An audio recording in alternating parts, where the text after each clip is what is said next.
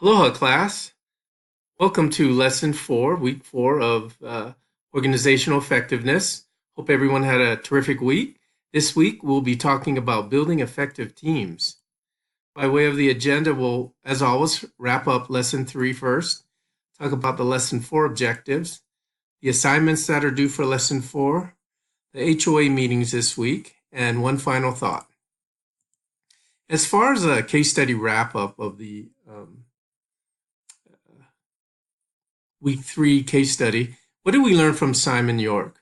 We learned about the importance of self-awareness, also about humility and being willing to change, and the importance of leadership skills.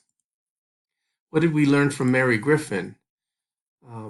We learned the importance of being direct and not delaying feedback, and making sure that that feedback is honest, as well as accountability in holding both yourself and others accountable.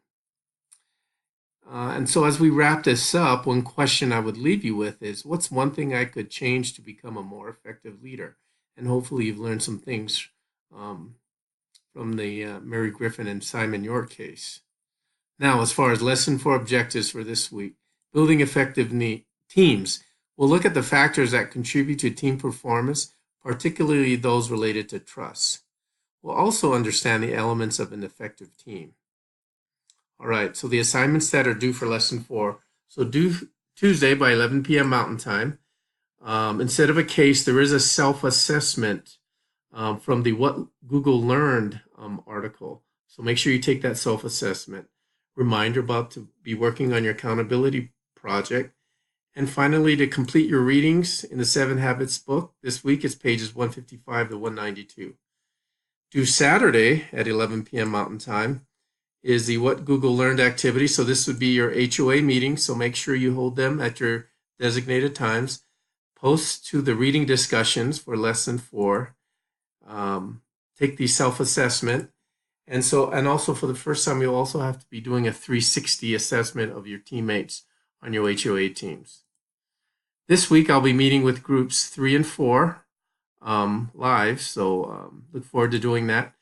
Team leaders, make sure you find the discussion agenda link on the case study activity and post the record your meeting and post it to the case study activity discussion board. And as always, take advantage of your meeting time, and when you're meeting, make sure you incorporate all of the different learnings from the class so far. One final thought.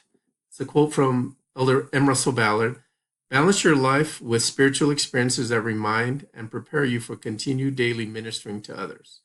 All right, everyone. Have a great week, and I'll see you online. Bye-bye.